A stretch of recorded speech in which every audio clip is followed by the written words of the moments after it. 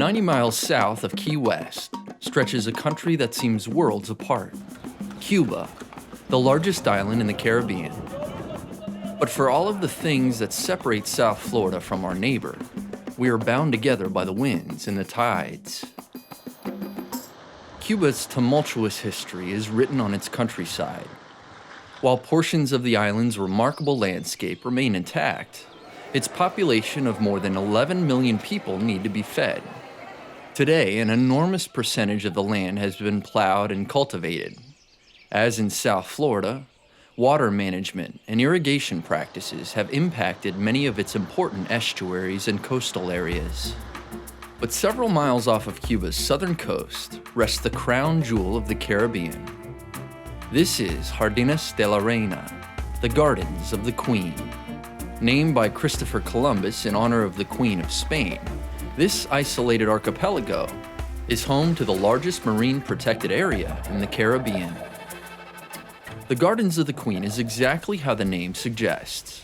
The islands, lush with mangroves and palm trees, attract migratory birds and endemic species, like the Cuban blackhawk. Hermit crabs and Cuban iguanas lounge in the sun, as well as a rare species of hutia. Aside from the rain and dew, there is no fresh water on these islands, and this arboreal rodent has adapted to survive with little. Not surprisingly, a tourist bottle of spring water is a welcome treat. The real gardens, however, grow below the water's surface. In the clear shallows, expanses of turtle grass carpet the seafloor. These healthy seagrass beds are critical to numerous species of fish and invertebrates that are born, feed on, and hide between the waving blades. The American crocodile stalks these meadows and mangroves. With plenty of food and sandy beaches ideal for nesting, crocs are doing quite well here. Farther out to sea, we find the colorful gardens of corals, for which this area is famous. The landscape bristles with soft corals that dance in the current. Hard corals are the all-important reef builders, and a stunning variety of species are found here. Acropora palmata, or elkhorn coral, was once common in Florida waters.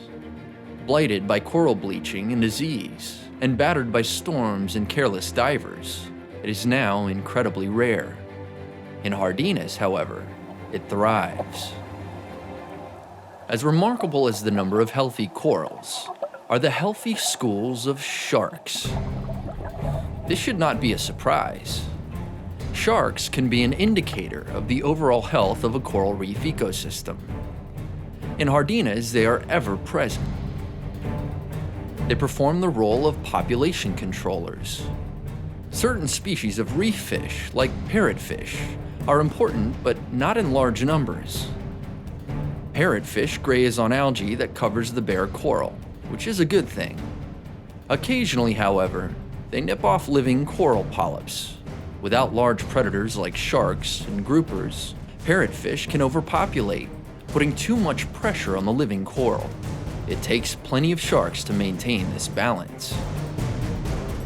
Plenty of sharks means exciting scuba diving, making Jardines de la Reina one of the world's premier diving destinations. Caribbean reef sharks are curious and seem to be everywhere, but a box of chum brings them in like a dinner bell.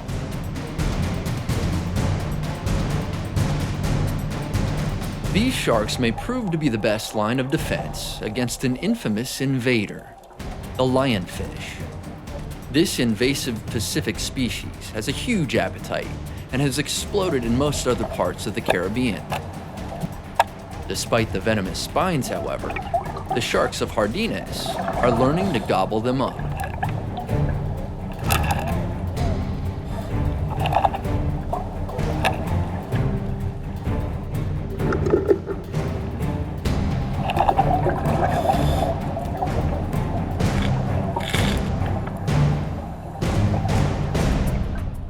Ecotourism is an important part of this success story.